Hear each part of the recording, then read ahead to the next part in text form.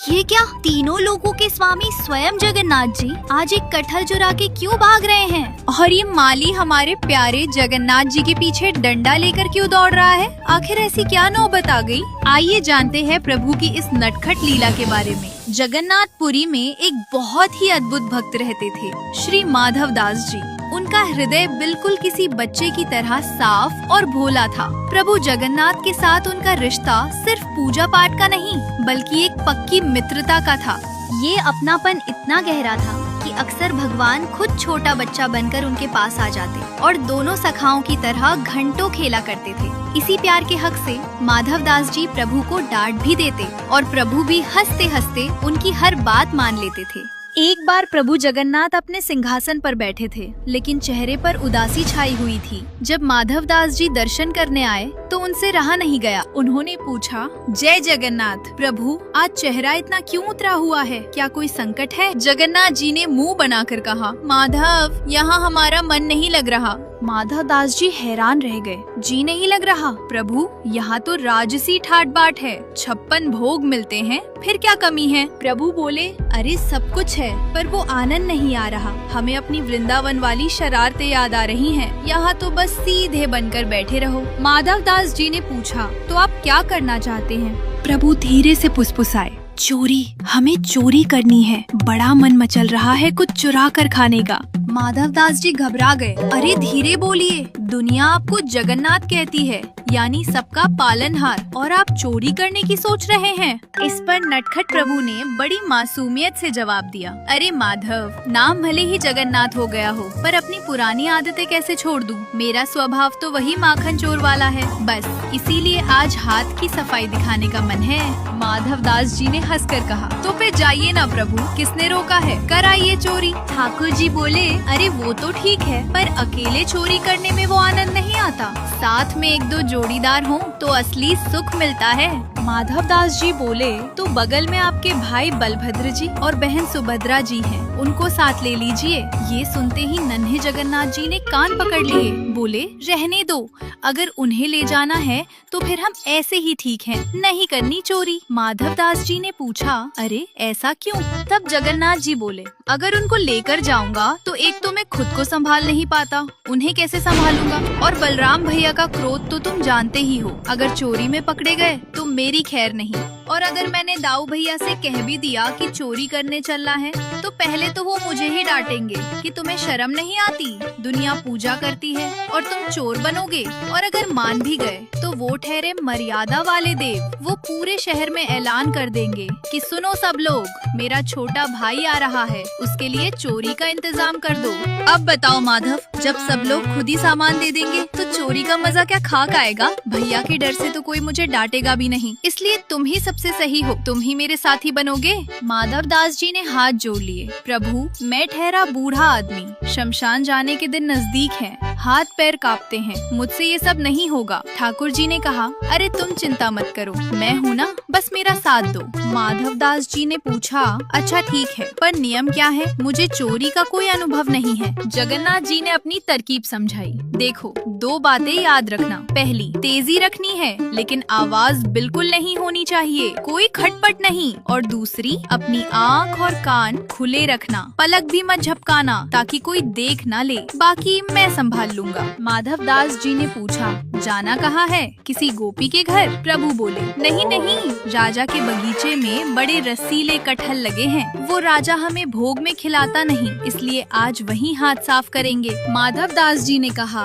प्रभु, चोरी क्यों करवी? राजा को संदेश भिजवा देते हैं, वो कल ही ढेर सारे कटहल भेज देगा। प्रभु ने मुंह बनाया, माधव, तुम नहीं समझोगे, मांतर खाने में वो स्वाद कहाँ जो चुरा कर खाने में है। चोरी का फल मीठा होता है, तुम रात को तैयार रहना। माधव दास जी ने कहा, ठीक है, मुख्य सिंह द्वार पर मिले। प्रभु बोले, अरे नहीं, वहाँ तो रात भर कीर्तन चलता है, पकड़े जाएंगे, तुम दक्षिण द्वार पर चुपचाप खड़े रहना। रात हुई, दक्षिण द्वार पर माधव दास जी इंतजार कर रहे थे। तभी ठाकुर जी आए, एकदम दबे पांव, काले कपड़े ऐसे ओढ़े थे कि अंधेरे में सिर्फ उनकी दो बड़ी बड़ी आंखें चमक रही थी। माधव दास जी प्रभु के साथ चुपचाप कदम मिलाकर चल पड़े अपने अभियान पर। जैसे ही वे राजा के बगीचे में घुसे, माधव दास जी ने जोर से पूछा, प्रभु, कटहल का पेड़ कहाँ है? जगन्नाथ जी ने दांत पीसते हुए कहा, "श्श, धीरे बोलो, वो ठीक सामने है। पेड़ के पास पहुंचकर जगन्नाथ जी बोले, चलो अब चढ़ाई करनी होगी। माधव दास जी ने फिर अपनी तेज आवाज में पूछा, कौन से पेड़ पर चढ़ूं? तभी बगीचे के माली की नींद खुल गई। वो लाठी लेकर चिल्लाया, कौन है वहाँ? रुको, मैं बताता हूँ किस पर चढ़ना है। जगन्नाथ जी घबरा गए और तुरंत माधव दास जी को खींचकर एक झाड़ी के पीछे ले जाकर छिप गए। उन्होंने फुसफुसाते हुए कहा, क्या तुम मुझे मरवाओगे? मैंने तुमसे कहा था शोर मत करना। तभी माली वहाँ आया, इधर उधर देखा और चला गया। वे बाल बाल बच गए। माली के जाने के बाद माधव दास जी बोले, अब क्या उपाय है? जगन्नाथ जी बोले, देखो, एक ऊपर चढ़ेगा और तोड़ेगा, दूसरा नीचे लपकेगा। अगर कटहल जमीन पर गिरा तो धम से आवाज होगी और खेल खत्म। माधव दास जी बोले, प्रभु आप तो नाजुक हैं, कहीं गिर गए तो अनर्थ हो जाएगा, मैं ही चढ़ता हूँ। ठाकुर जी खुश हो गए। ठीक है, मैं नीचे झोली फैलाकर खड़ा हूँ। माधव दास जी पेड़ पर चढ़े और एक बड़ा सा कटहल पकड़कर ऊपर से ही चिल्ला पड़े, प्रभु ये वाला फेंकू या वो वाला? ठाकुर जी ने अपना माथा पीट लिया। लो, अब तो गए काम से। आवाज सुनते ही माली फिर आ गया। अच्छा, तो तुम यहाँ हो? अब माली को अपनी तरफ आता देख हमारे नटखट ठाकुर जी ने आव देखा न ताव वहाँ से रफू चक्कर हो गए। ऊपर से माधव दास जी ने कटहल छोड़ा, नीचे कोई पकड़ने वाला तो था नहीं। जोर से आवाज आई, धम। माधव दास जी बोले, अरे प्रभु पकड़ा नहीं क्या? नीचे से माली कड़क कर बोला, मैं पकड़ूंगा तुझे, नीचे आ जरा। माधव दास जी नीचे उतरे तो देखा भगवान गायब। माली ने उन्हें धर दबोचा, 2-4 डंडे भी रसीद किए और पेड़ से बांध दिया। माधव दास जी बेचारे इधर उधर देख रहे थे कि मेरा साथी कहाँ गया, पर वो तो तब तक मंदिर में जाकर सो चुके थे। सुबह जब राजा बगीचे में आया तो माधव दास जी को पेड़ से बंधा देख उसके होश उड़ गए। वो दौड़कर चरणों में गिर पड़ा। अरे गुरुदेव, ये क्या अनर्थ हो गया? आप और चोरी? माली ने सफाई दी, महाराज ये रात को कटहल चुरा रहे थे। राजा की आंखों में आंसू आ गए। भगवान, आपको इच्छा थी तो हुक्म देते, मैं कटहल भिजवा देता, चोरी करने की क्या जरूरत थी? तब माधव दास जी ने मुस्कुराते हुए कहा, राजन मुझे देखकर लगता है कि मैं कटहल चुराऊंगा। अरे पुरी में सबसे बड़ा चटोरा कौन है? वही तुम्हारा सावरा। उसकी इच्छा थी चोरी करने की, मुझे पेड़ पर चढ़ाया और खुद भाग गया। राजा गदगद हो गया। धन्य है मेरा भाग्य, स्वयं त्रिभुवन के नाथ मेरे बगीचे में चोरी करने आए। राजा ने उसी वक्त अपना पूरा बगीचा भगवान जगन्नाथ के नाम कर दिया। माधव दास जी को तुरंत बड़े सम्मान के साथ बंधन से मुक्त किया गया। रात भर पेड़ से बंधे रहने और माली के 2-4 डंडों की प्रसादी पाने से उनका बूढ़ा शरीर टूट रहा था, लेकिन मन ही मन वो अपने नटखट सखा की इस लीला पर मुस्कुरा रहे थे कि वाह रे ठाकुर, मुझे फंसाकर खुद कैसे रफू चक्कर हो गए। राजा से विदा लेकर अपनी रात भर की थकान मिटाने और नित्य स्नान के लिए माधव दास जी पुरी के समुद्र तट की ओर चल पड़े। स्नान के बाद समुद्र किनारे जब दोनों मिले तो माधव दास जी ने हंसते हुए पूछा, कहो सरकार, तुम्हारी चोरी करने की इच्छा पूरी हो गई?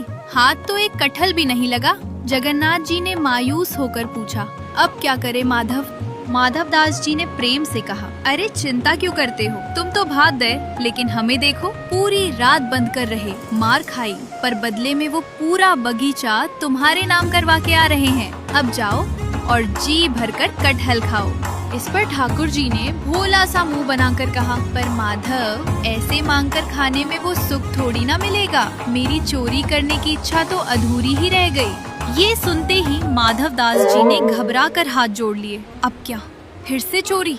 नहीं नहीं प्रभु, मुझे क्षमा करना। अब जब तुम्हारा मन करे तुम खुद देख लेना, बस मुझसे फिर से साथी बनने के लिए मत कहना।